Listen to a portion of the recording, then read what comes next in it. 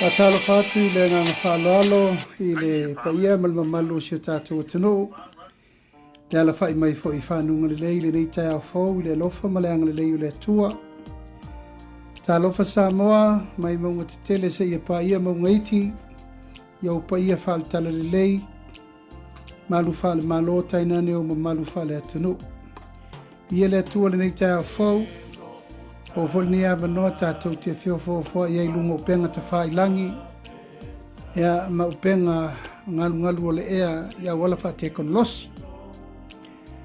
O le teu funga la au lea ia o se tasi lea o teu funga la au o le vale lofa o le paia ma le mamalu mawalunga o se tātou atunu.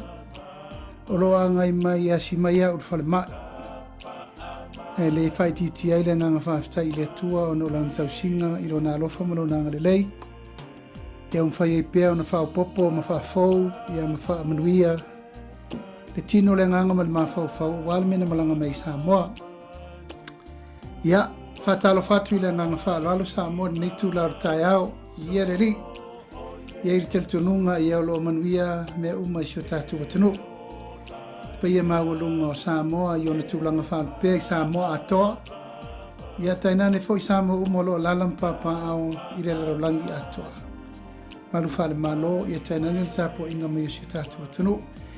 Ia o manaturi nei fo i asong fua, nei fo i tai au fo ia e vai atu stau talanga. Ina ia no foilo ia masila fia fo i le tunu. Le tūlanga o le ia au nei. Ai tai o le malo, ia porto finga fo fa ia il tātua tunu. Ona o lau. Sa iri ngā malo sino usau i New Zealand. Ia, o loo manuia mea umai le lofa maleanga le leo le tua, o to si sila mai o tua. O le whelanu lanua i le nā o teu funga la o ese. O loo anga i mai ai le, pa ia man mamalu o Samoa i New Zealand nei. Ia tainane fo i tawhai fia taua i Christchurch.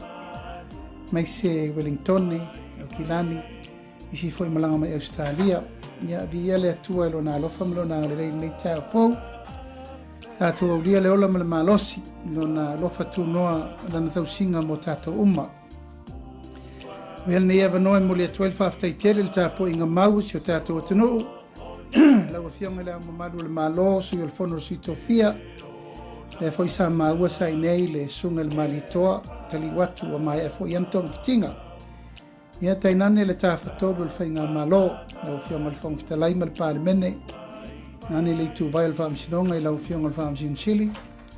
Au tō whionga i sui pāremia, mai ser ka peneta sui minsta, o le mamalu maulunga o le tātou whainga malo. Vi ia le tua, mana tu lava e o lau matawha i oi o le tau inatu leo te manuia.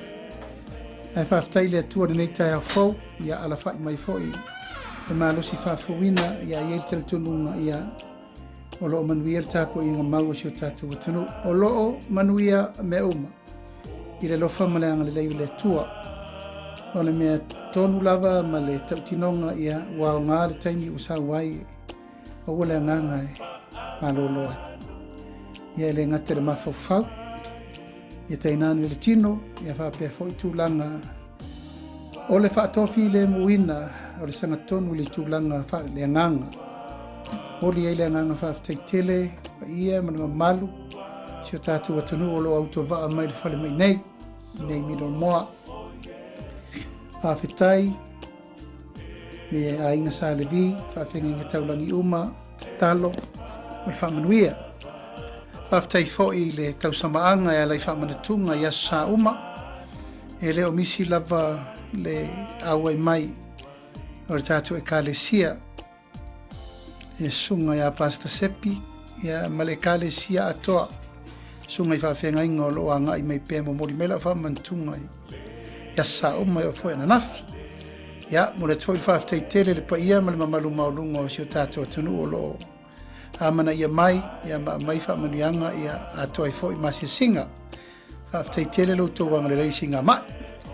Ia, whaaftei atu fo ia inga polo mangafa le tapo i mai so tu malo, ia, lewo tō sisira mai, ia le tua. Mana o mia fo il tino ia le malo lo le.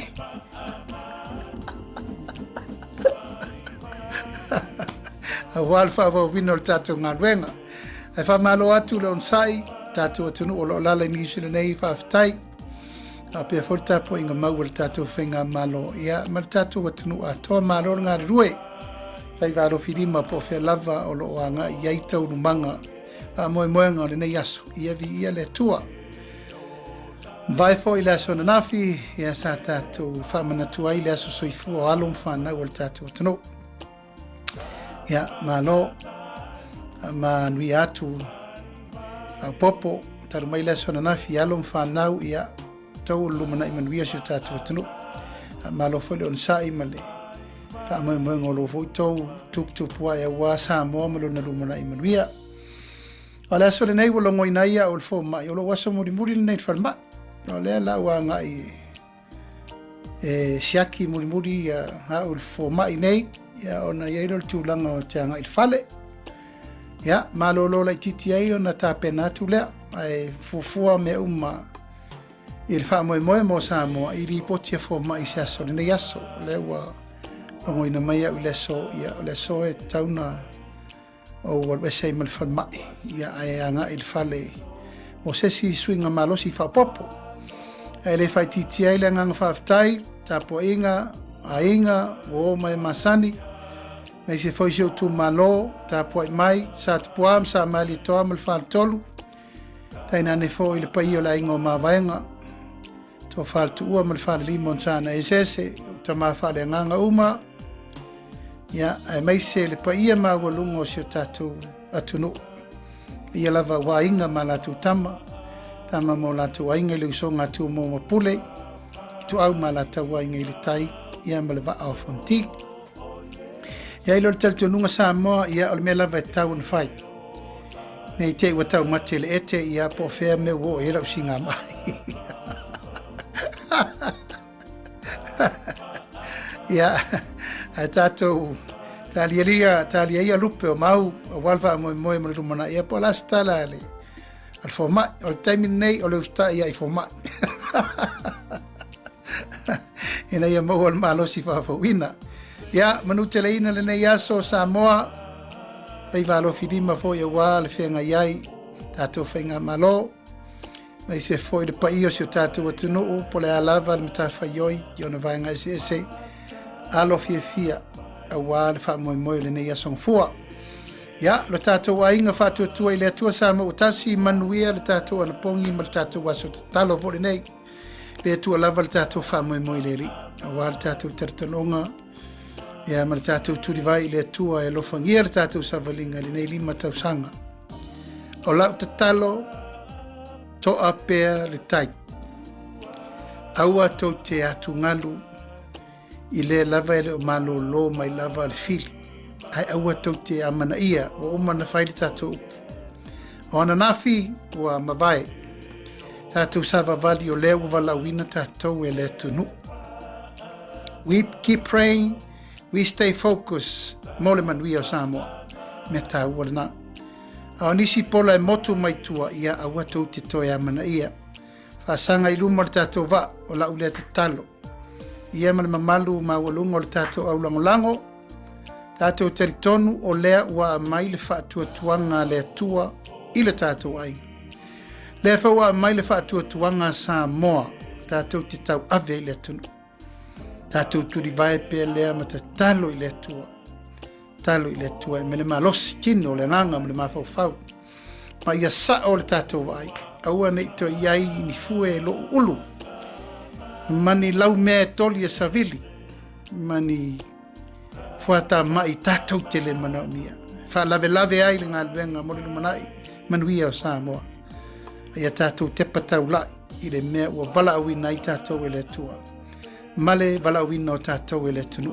ia manu te leina le nei aso o siau tau le maure nā tātou uma foi penga te whailangi ia whai malu whaiva tātou sau noi le ngana a Samoa o le ala ngana o le whaaloalo tau sile wā te ule mawhawhenga iai au ni sopa utu Samoa le ainga sia una tau le mau ai watu te popoli e tu pele